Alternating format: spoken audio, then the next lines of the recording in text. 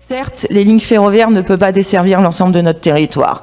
Les cars ont donc leur utilité, mais doivent demeurer en complément de l'offre ferroviaire et non se substituer au train. Monsieur le vice-président, vous nous l'aviez assuré en commission. Mais alors, pourquoi le déploiement d'une ligne de cars entre Saint-Étienne et Clermont est-il détaillé dans cette délibération alors qu'une ligne ferroviaire existe et qu'il est impératif de la rénover? Je pense en particulier au tronçon entre Boin et Thiers qui attend les travaux nécessaires depuis des années. Cela a de quoi interroger. 14, Madame Bonny. Oui, pour préciser cette intervention, depuis 2016, aucun train ne circule entre Thiers et Boin-sur-Lignon. Dans ce bassin de vie, au sein du Livradois et du Forêt, les demandes pour se déplacer en transport en commun ne se sont pourtant jamais démenties et pour toute la population. Et l'offre de substitution en autocar n'est pas attractive car elle n'est ni performante ni confortable. Depuis 2016, aucun train ne relie deux grandes métropoles de la région, Saint-Étienne et Clermont-Ferrand. Auvergne-Rhône-Alpes serait-elle la région qui relie le moins bien ces métropoles? Le cas est unique en France. Les associations et les élus de ce territoire dénoncent cette absence de possibilité de déplacement en train. C'est, disent-ils, une véritable fracture territoriale et sociale à l'heure où l'urgence climatique et la complémentarité des bassins de vie sont au cœur des préoccupations. 48 km séparent Thiers de Boin-sur-Lignon. Organiser de nouveau la circulation des trains sur ce tronçon serait gage de désenclavement d'un territoire montagneux et rural. Des travaux ont d'ailleurs déjà été réalisés en ce sens en 2018 sur cette voie. Ces 48 km constituent une véritable colonne vertébrale des mobilités bas carbone. C'est un service nécessaire pour 1 million d'habitants et habitantes. Il s'agit d'équité territoriale, digne et durable, au cœur même de la région Auvergne-Rhône-Alpes. Le train est un levier puissant de respect du vivant et de son environnement. Il offre les possibilités efficaces de déplacement et de rencontres. C'est un investissement de long terme, bon pour l'économie et bon pour la planète, ici, entre Loire et Puy-de-Dôme. Aussi, nous proposons de réserver une part des 2,7 milliards prévus pour les infrastructures de transport collectif. Merci beaucoup. 175, Madame Aubois.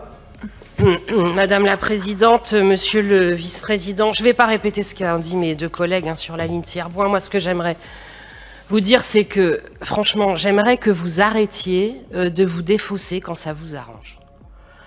Parce que, à chaque fois, c'est pas notre compétence de financer les rails. Jusqu'à preuve du contraire, c'est pas notre compétence, les routes. Et pour autant, on a mis beaucoup d'argent sur la RN 88. Alors moi, je ne veux pas non plus rentrer dans ce que vous essayez de faire en opposant les petites lignes les unes aux autres.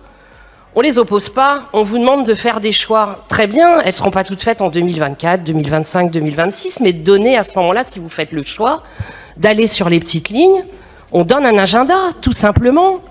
Et puis, il me semble que les majorités précédentes, les majorités Souchon et Kéran, elles ont fait justement des plans rails exactement sur le rail, les lignes, et sur ces petites lignes. Alors, en plus, d'ailleurs, moi, je suis heureuse de vous entendre quand vous dites « je rêve que la Bourboule puisse réouvrir ».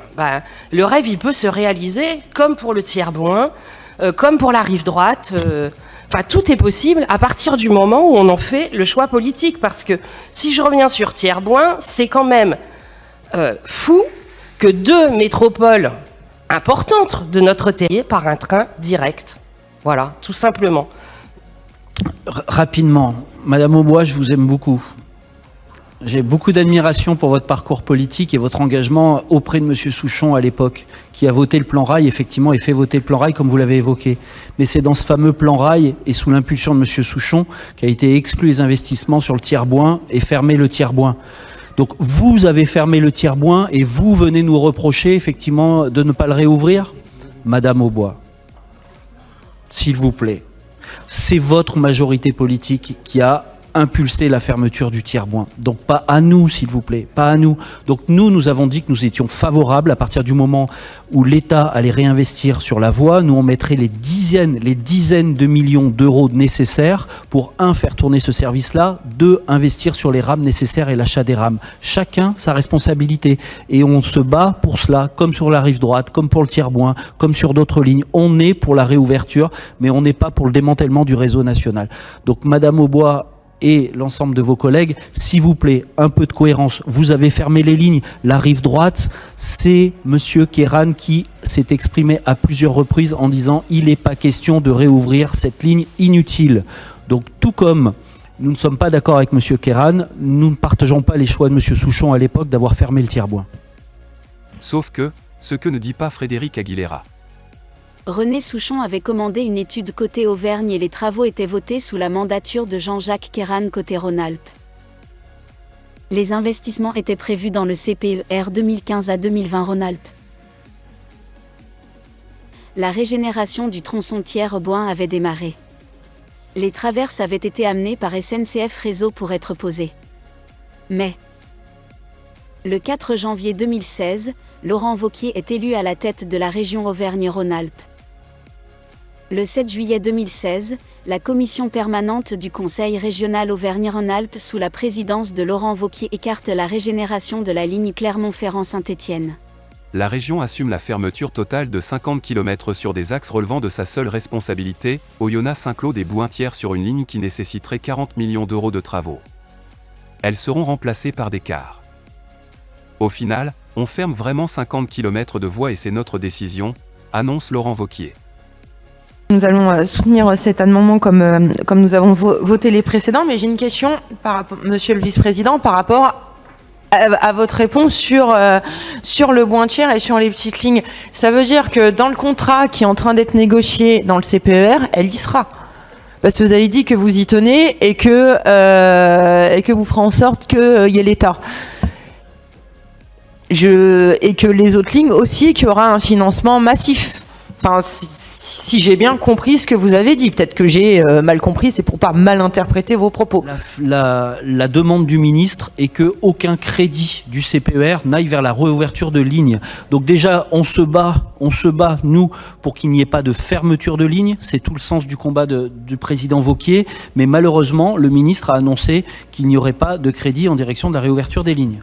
Vous êtes de l'association Le Train 63 42 69, une association qui milite pour la réouverture de la ligne entre Clermont et Saint-Étienne. Le ministre vous écoute. Oui, bonjour. Monsieur le ministre. Depuis 2016, vous le savez, la liaison Clermont-Ferrand-Saint-Étienne est suspendue entre Thiers et Bouin-sur-Lignon, une section de 48 km au cœur de la région Auvergne-Rhône-Alpes. On vous a vu récemment avec le flyer de l'association Le Train 63 42 69 qui mène une campagne intense pour convaincre le président de région, Monsieur Wauquiez, d'investir et d'être à l'initiative de la réouverture de cette ligne. Quelle est aujourd'hui la position de l'État sur la réouverture de cette fracture territoriale probablement un cas de figure unique en France. Merci, Monsieur le Ministre. Merci, François. Oui, je connais effectivement cette demande. J'ai eu des échanges et mon équipe aussi. Moi, je vous dis, il faut que chacun fasse sa compétence et son boulot, si je puis dire. Il faut qu'on améliore côté État, c'est l'Intercité, c'est le Paris-Clermont. Ensuite, les autres lignes, elles relèvent de la région. Il y a des choix qui sont faits. Moi, je suis tout à fait prêt à en discuter avec le président de région en particulier. Mais je respecte aussi les choix, les priorités qu'il a. Et donc, c'est des discussions qu'on peut avoir dans le cadre qu'on est en train de définir du contrat de plan État-région.